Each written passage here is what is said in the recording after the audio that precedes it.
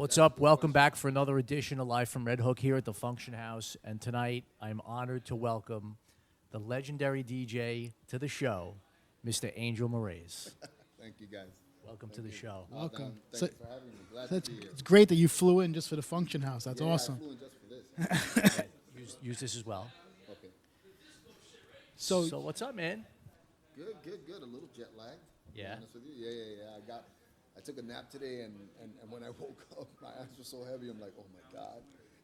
And because I didn't realize this was going to be taped like on video. You know? We are live. We're not even taping. We are live right now. Oh shit, we're live. Damn. I should have definitely asked for a makeup artist. Well, and a hairstyle. the makeup art is cold and sick, actually. 'Cause usually I need a little touch-up. He needs a little touch-up. But we're sorry about that. Sorry about that. So you flew in last night? Flew in yesterday, yeah. so you're spending most of your time in Barcelona? For the time being, yeah. Quickly, I went there 2 years ago. After not being there for 5 years, they asked me, Pacha in Barcelona asked me, yo, come back. You haven't been here in 4 or 5 years. And I went, and it was March, I think. And, normally they tell me, listen, we normally have 1,200 people. Tonight we had almost 3,000 people. So it was really nice, and they were like, you should stay, we'll pay for your flight and change the hotel and everything.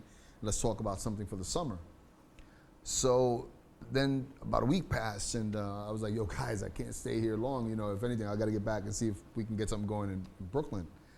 And then in the interim, I went to a place called Carpe Diem, and a friend of mine introduced me to the director there, a really cool guy.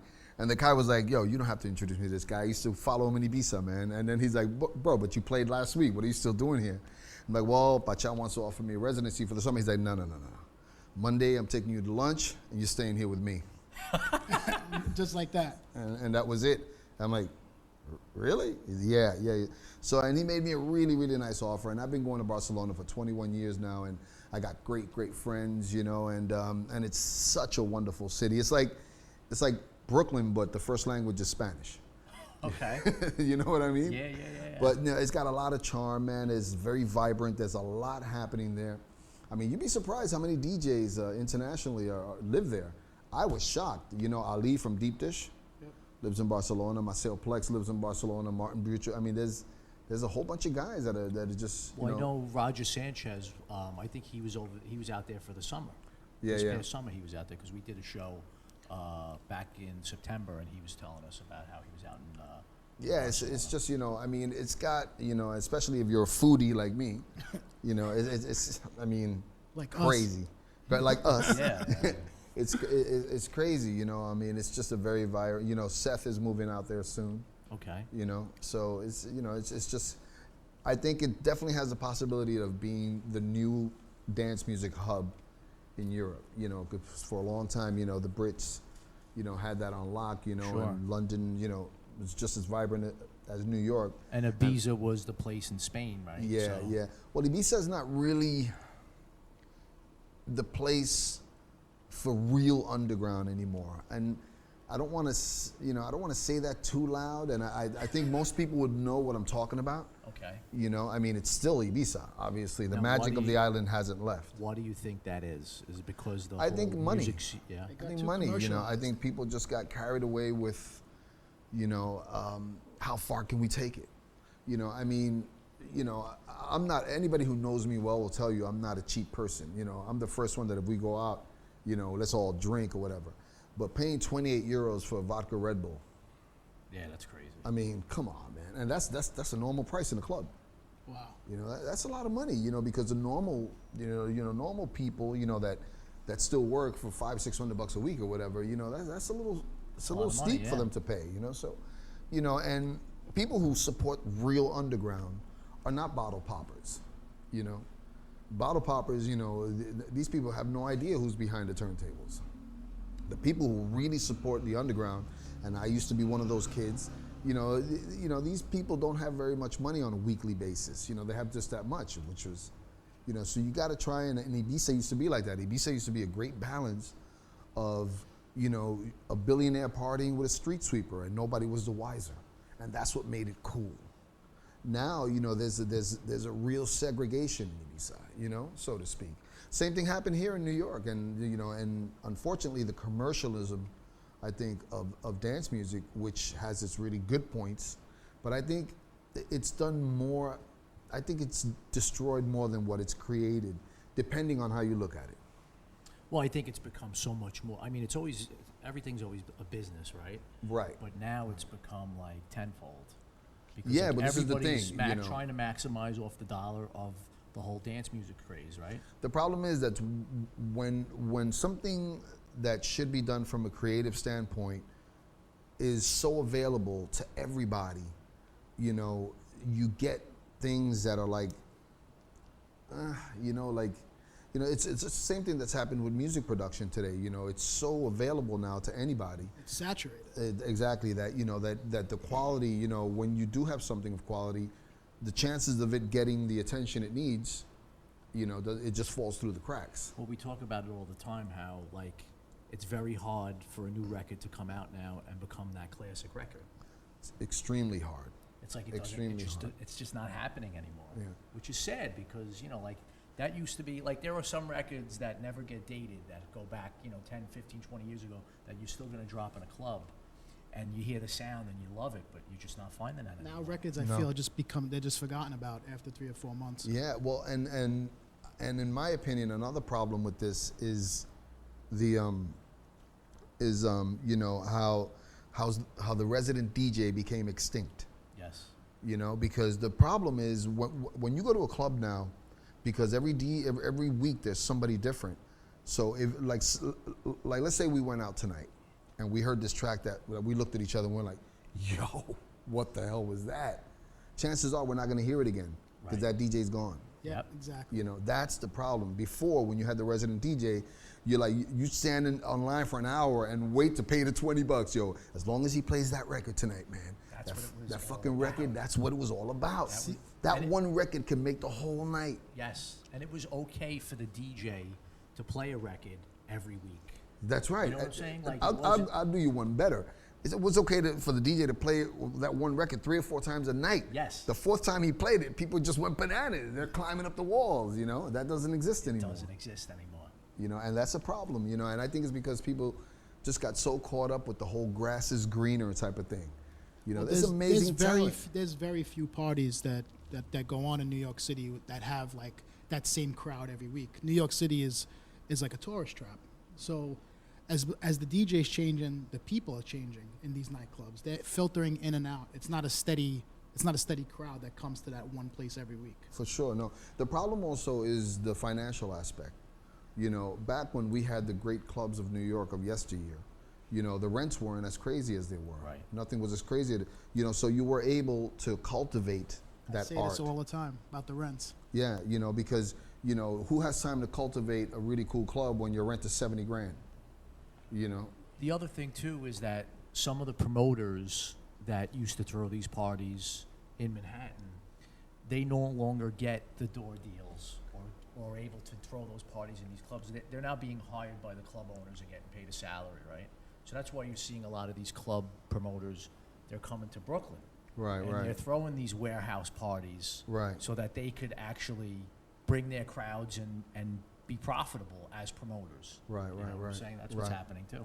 Yeah, the problems are deep, and I say this all the time, and I got some people that debate me on it, but until you find someone that has, I don't want to pat my own back, but until you find someone that has a philosophy like mine, that I'm going to open it, and I'm going to open it with this type of mentality, and that's it, and it'll build, it'll build. Rome wasn't built in a day, The Paradise Garage struggled for a lot of years, and today it's one of the most famous clubs in history. Yes. The original Sound Factory struggled for, I think, 1 year and 2 months before they were, I went there one night when Levan was playing, there was 80 people. I went there one night when Knuckles was playing, and there was maybe 120 people. So these temples, man, they weren't built in a day. It takes time. You got to cultivate it, and and you got to cultivate it in a way that it's not very commercial, that you let that word get out. I feel like there's only one place left like that, and it's Cielo. Cielo, yeah, Cielo is probably the most famous club in New York, But to me, Cielo's never really been a club. To me, it's more like a bar club. Yep. It's not like, it's not, and I Because mean, of the anybody. capacity, the size. Huh? Because Because of the size, yeah. capacity, right. It's not the monster. But the philosophy behind it was wonderful because when they did it, I remember they opened it, I think, a year or two after Sound Factory Bar had closed. And Louis Vega had no home anymore, and Frankie had no home anymore. So these guys that had that, and so Cielo, was, I think, a stroke of genius. I'm sure a lot of people told them, the meat packing, what are you, crazy? But that's what you got to do. That's what You you got to do, think yeah. outside the box. You got to say, you know what, I'm going to go over here because the rent is a little cheaper and I'll be able to, hold it down until, that's what you got to do. You got to think outside the box. And then over time, everybody gravitated there anyway. Of course, because somebody's got to be the guinea pig, So let's take a step back. We have you on the show, a legend. Oh, And legend. Huh? we, our show is we like to bring the DJ here. We want to hear your story, so we want to know, how did Angel Moraes get the bug to become a DJ and do this great passion of his? Actually, nobody's ever asked me about the bug. That's a good question. I got the bug to be a DJ the first time I went into a roller disco, which was, I think, in 1977. But I'm only 28.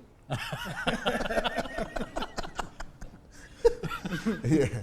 I mean, I couldn't believe it. I couldn't believe it. I mean, think about it. I think I was 13 or 14 years And old. where was this roller disco? At Park Circle Roller Disco. Park Circle, it was the baddest roller disco ever. Some people know it as Fort Hamilton. Yeah. And so I lived right up the block.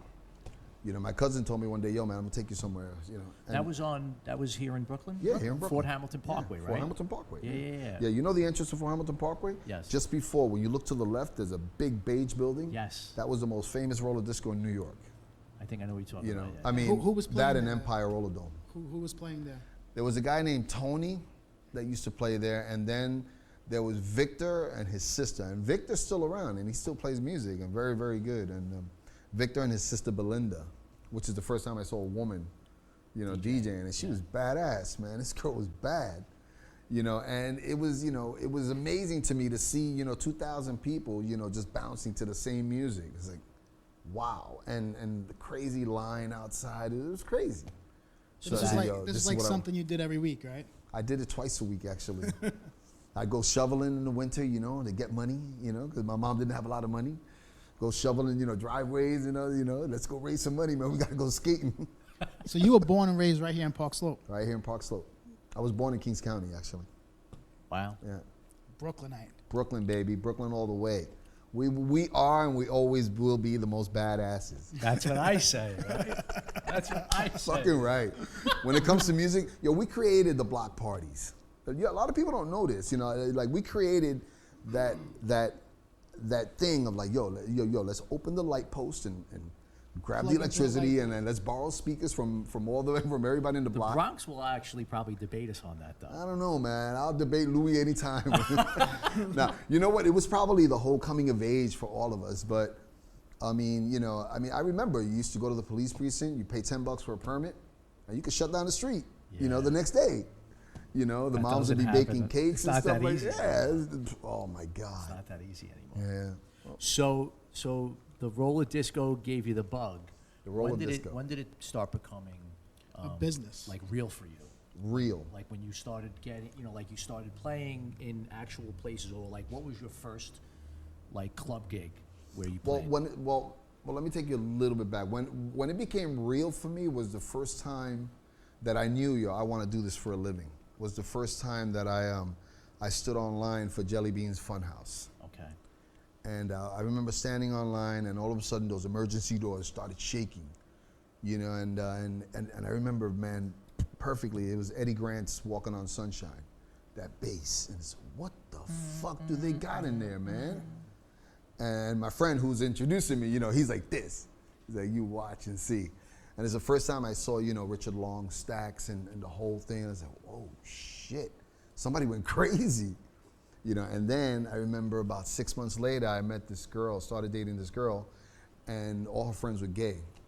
And I'm playing some music in my house that I had recorded late at night, and one of her gay friends comes in, and he's popping up and down like a real flaming, real flamer. And I'm like, yo, you know this music? And he's like, are you kidding me? This is total garage. I'm like, garage? What's garage? And then he looks at her and he says, yo, you never taken him to the garage? And then no, he's like, be here on Saturday, I'm gonna take you to the garage. And then that was it. So what was that like? That was crazy, man. There's nothing that can prepare you for walking into the garage, nothing. In my opinion, the greatest club by far in history, and nothing will ever, I mean, you know, it's the drama of it, and then everything was perfect, everything. You know, imagine the most perfect sound system with the most perfect light system. Everybody's really cool and sweet, you know, and everybody's there to party, have a good time. You know, So was it by far the best sound system you've ever heard? Oh yeah, except for mine. No. I was gonna say. No. Better than the ones you built? But you know what it is? It's like, because like most people don't realize the room of the garage was treated as if it were just one giant studio, and till that point, and anybody can correct me if I'm wrong, even movie theaters weren't doing that yet. You know, I mean, the THX thing kind of came of age, I think, in the late '80s or something like that, where, you know, Lucas and everybody decided, yo, you know, not only do we want to make amazing visual films, but we want it to sound incredible too. But I don't think anybody had ever done something to that level, you know, until the garage did it. You know, as a matter of fact, I think they even had to write a paper to the United States government, like, you know, when you do something new that you've never done for the first time, you have to write a paper to the government just to make sure it's safe for the general public. And I have the copy of that somewhere. Really? Yeah, it's crazy. You know, they had to, you know, write all schematic, and this is what it is, this is what we're gonna do, this is the sound pressure.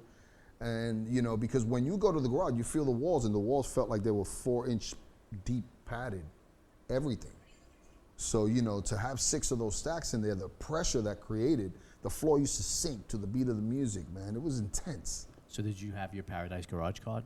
No, I was never a member. No? No, Noel, the manager, for some reason, this guy just took a liking to me, and, you know, he let me in, and yeah, I went from fall of '82 to I think about fall of '85, because I had heard a rumor that the lease was gonna die out, and also there was a lot of people dying back then, you know, the AIDS and the plague. Yeah.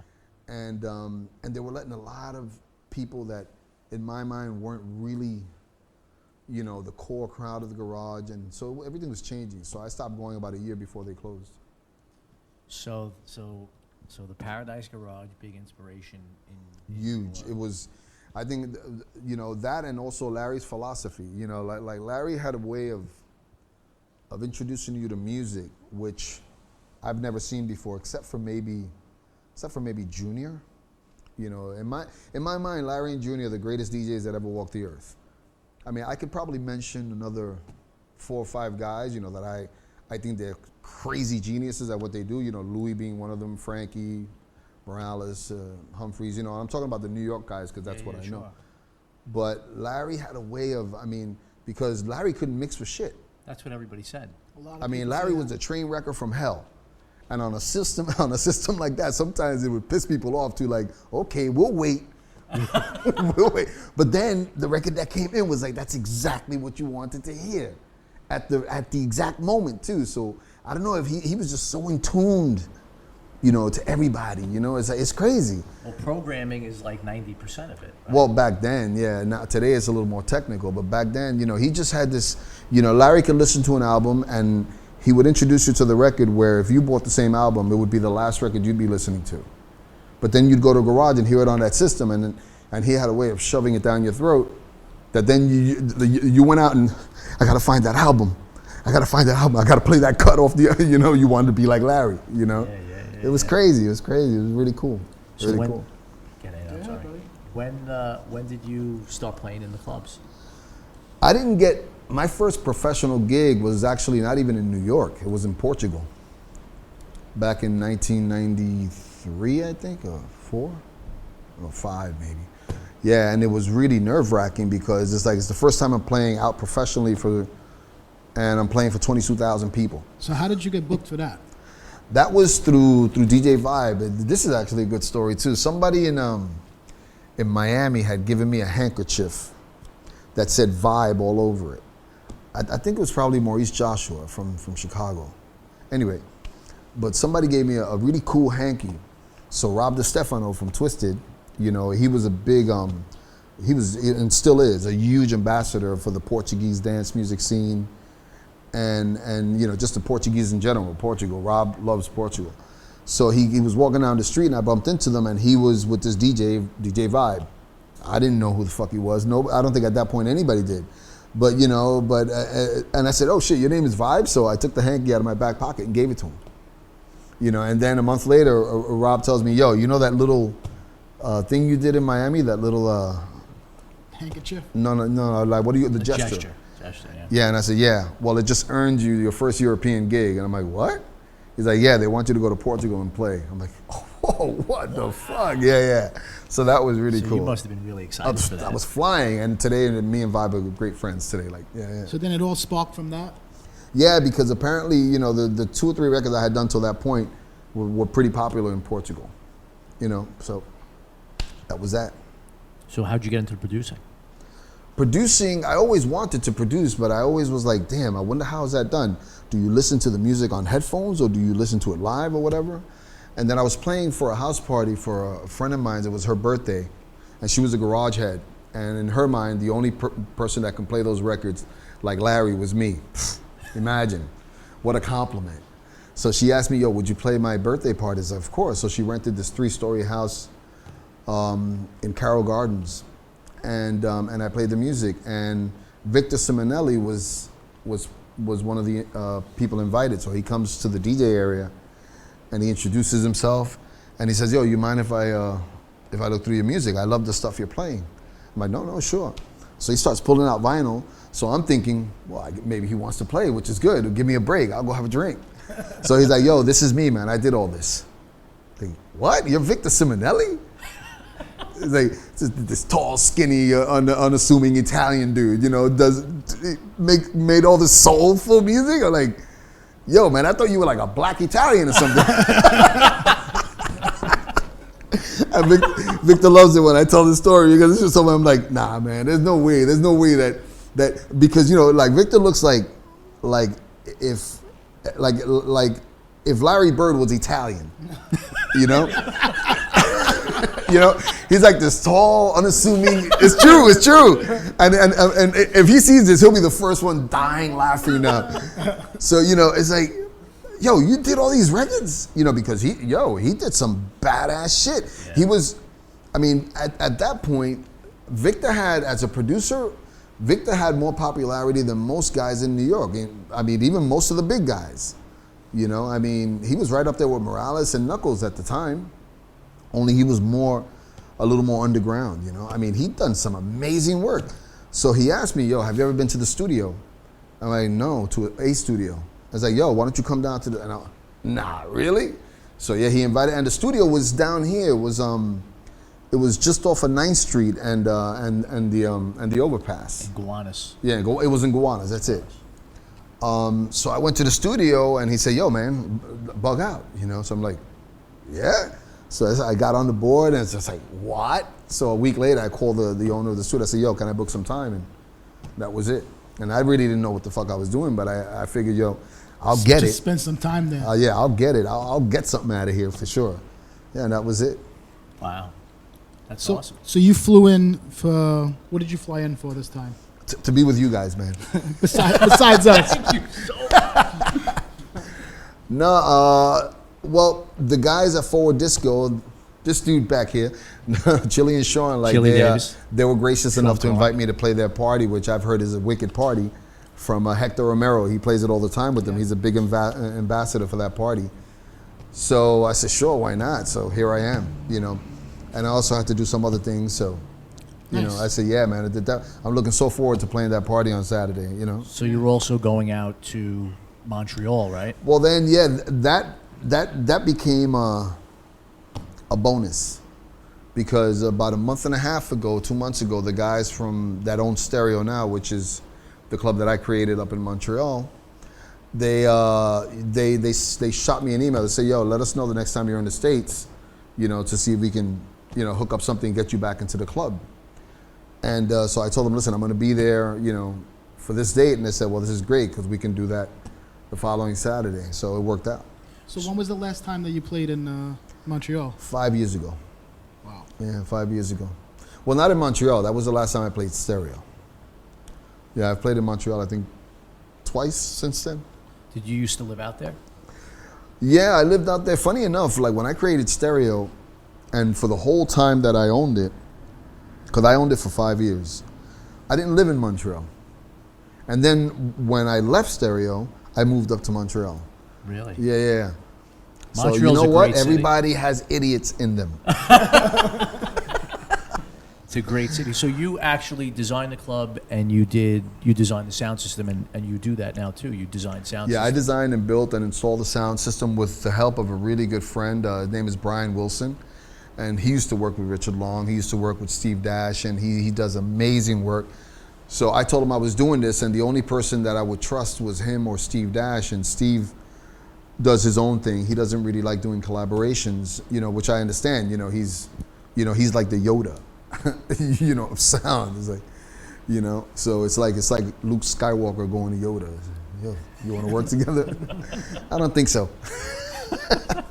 So I spoke to Brian, and Brian was so cool. He was like, listen, because there were certain things I wanted to use that I knew, unless you're a real connoisseur and you're really on it, it's really hard to get. Like I wanted to use, the original lenses, like the way the Garage had, and Gauss horns and drivers, and there's a whole bunch of other things. I wanted to use an original Richard Long crossover, which I had no clue how to get. Yeah. So, and he was really cool, man. He got the crossover for me.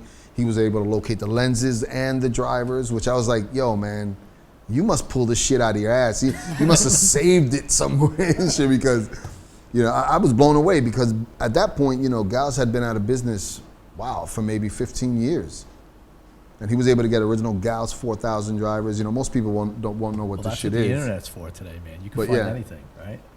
But I don't think we had that type of access back then. Probably not. Because this is definitely almost not. 20 years ago, and Yellow Pages. so it's like, I don't know how he did it, but he did it. And we were able to put it all together, and he came up, he wired the whole rack for me, because first of all, he does a much better job than I do doing that. And I simply don't have the patience. I mean, Brian's work is impeccable. If you see that rack when he finished, it was like, because most people, you see the back of a rack and it's like that. Yeah. It's all spaghetti. Yep. Nah, dude, this guy is like, every wire is like perfect. Everything is boom, and everything's cut perfect. I was like, damn, That's perfect. No spaghetti here. No, I mean, I never would have been able to do that.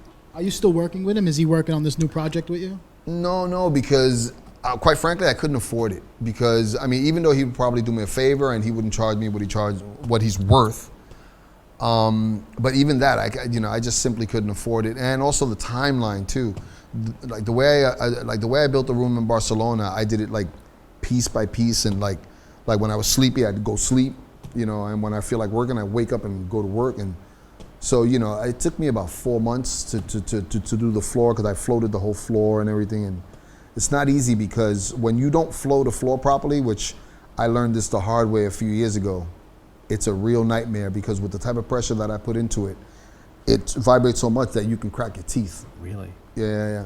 Well, it happened to a friend of mine's. Yeah, I cranked up the bass, he broke 2 teeth. Yo, what the fuck is this? Yo, this is not normal.